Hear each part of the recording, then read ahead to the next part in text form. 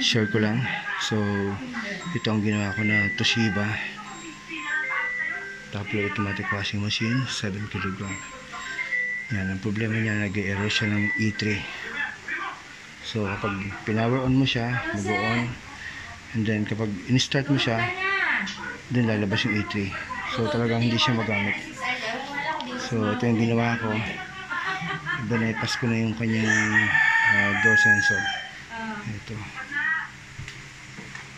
Combine, di ba agency nyo? So ito yung kanyang door sensor. Ito. Dito ito nakakabit. So dito. So ayan. Tinry ko siyang electa rito, pero may E3 pa rin. Then pumunta ako dito sa linya nito. So direkta ko na, nag-E3 pa rin. Then tinrace ko yan hanggang dito sa pinakasasagad dito. So dito mismo ito yung papunta sa board, kinect ako yan. So dito hanggang dito ako, nag-E3 pa rin siya, hindi pa na-solve yung problem. Pero nung ako sinagad ko na yung aking wire dito ko sa nirekta. Kinabahan ako set kasi kung na-send ko sa ibang ako, yari.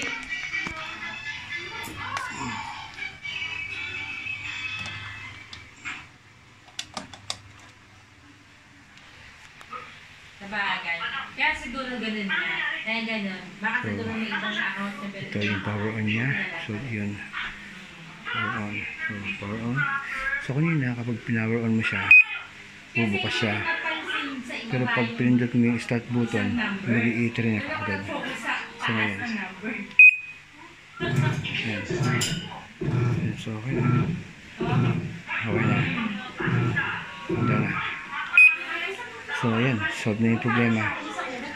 Direkta ko rito yan, yung pinaka papunta na sa mismong board. Ayan, so okay, problem solved na.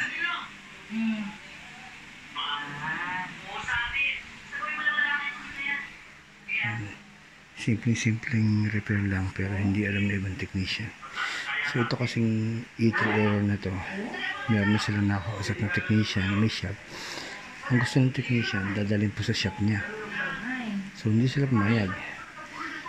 Kasi isip nila, kung totoo marunong yung technician na yun, hindi na dapat i-pull out at dalhin sa shop. Dapat dito pa lang nagawa na. So katulad ko, ito, gawa na kagad. In just 10 minutes, tapos. Kasi kabisado ko na rin yung gagawin ko. So, yun, okay na. E3 error.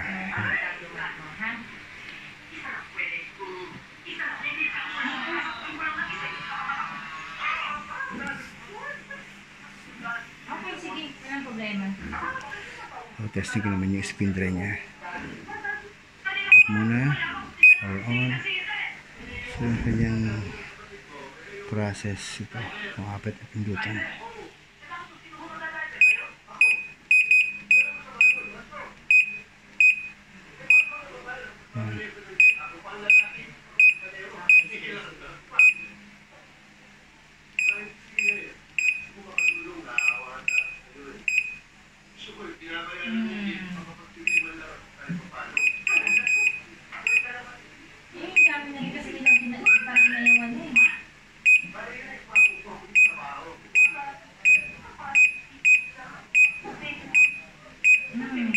During mo siya, 9 years ako, pagkano na nakuha ko, diba? Samantalang sa hairstyle, ang pag naka 5 years ka, pag kunyari awarding ka, 5,000, sa atin 500 lang.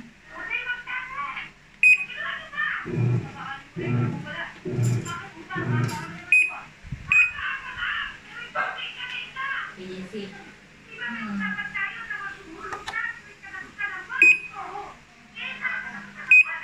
Yan. So yun yung kanyang spin drive. Saan ka niyan? Sa duty ka pa? So yun.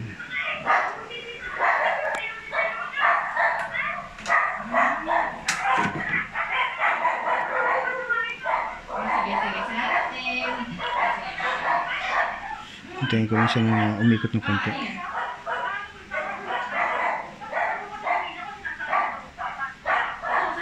Pero ngayon talaga, wala. Out na agad yun.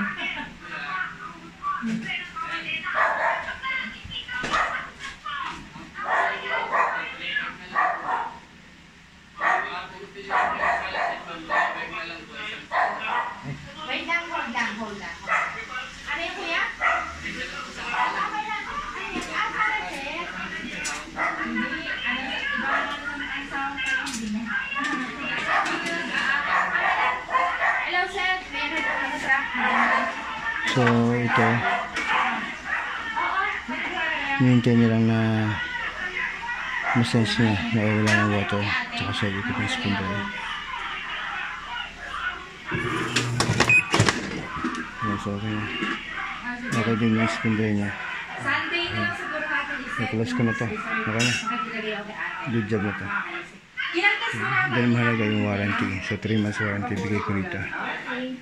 Okay. Sige, sir. Salamat.